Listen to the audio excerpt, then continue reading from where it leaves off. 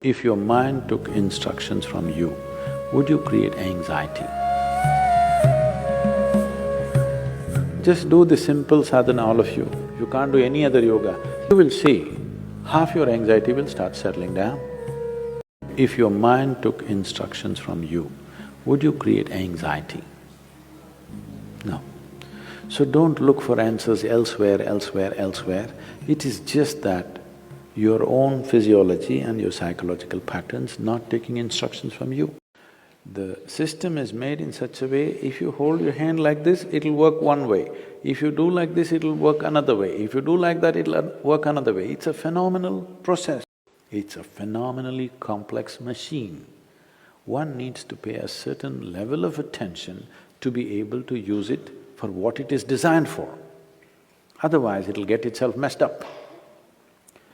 Now, there may be many factors, there may be genetic factors, there may be sociological factors, there may be growing up issues, various things. But do not ascribe your problems to any of those things. The important thing is just this: you are not able to have your mind the way you want it. That's the only problem you have, isn't it?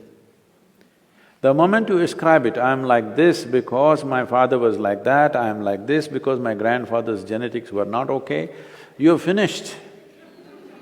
Because we can't change those guys now. But you can transform this. You must understand, still it doesn't matter you have anxiety disorder. Every day, a new body is being manufactured within you, isn't it? In parts, a new human being is manufactured every day. When the very source of creation is functioning within you and a new human being is constantly being created, if you take little charge of that, you can create an entire new physiological and psychological process. This happened to us some time ago. Last year, we were trekking in Tibet.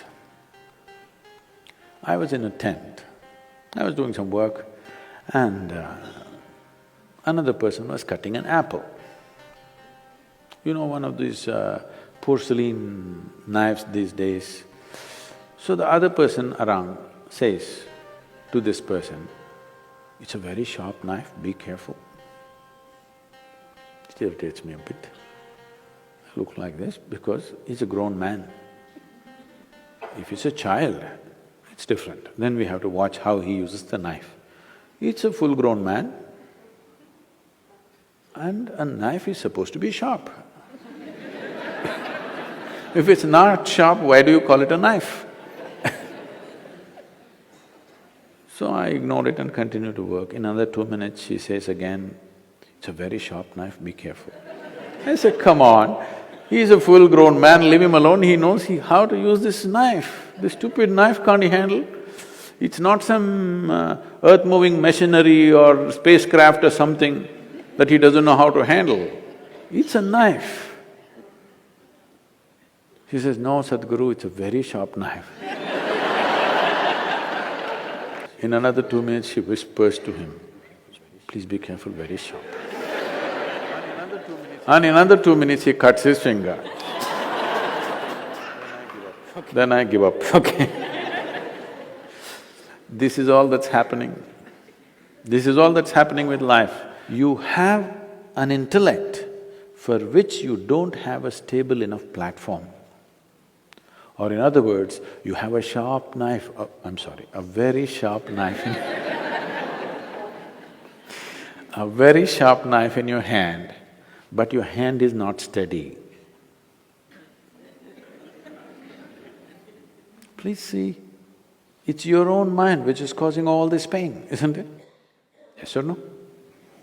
So you have a very sharp knife, the sharper it is, the more you cut yourself.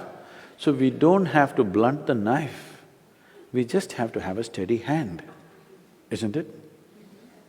Nothing has been done about that. People are trying to blunt the knife with all these sedatives and nonsense. What you take is to blunt the knife. Blunting the knife is not the answer. Knife need not be taken away, knife need not be blunted. Only thing is, hand needs to be steadied, isn't it? No process to do that.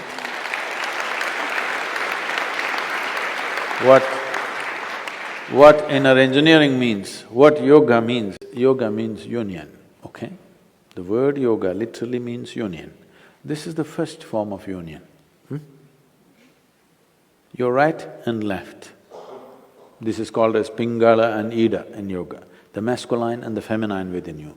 Just put it together, just do the simple sadhana, all of you. If you can't do any other yoga, this much you can do, isn't it? What you do is something that concerns your life. It could be the sun coming up. Sun is coming up. Without sun coming up, you wouldn't exist on this planet, isn't it? The warmth of life is going on within you only because the sun comes up. Without the tree exhaling oxygen and you exhaling carbon dioxide for it and this exchange happening, you wouldn't be alive, isn't it? Like this, look at it, the food that you eat, the sun, the earth that you walk upon, air that you breathe, water that you drink, people who live around you, whatever, you choose anyone. Just do this, put your right and left together, perfect. Just look at something that really matters to you. Maybe the sun, maybe the sky, maybe the cloud, maybe a tree, maybe a person, maybe a child, an animal, it doesn't matter what. Just look at it, putting your hands together for 10–12 minutes at a stretch. You will see, half your anxiety will start settling down. Even the modern medical science is telling you there's a right brain and a left brain, all right? Just put these two things together. Look at with utmost love and appreciation towards something that matters to you. It could be your wife, it could be your husband, it could be your child, a tree, a dog, sky, sun, moon, whatever. Every one of them are vital for your life, isn't it so? Yes? Whatever you can relate to.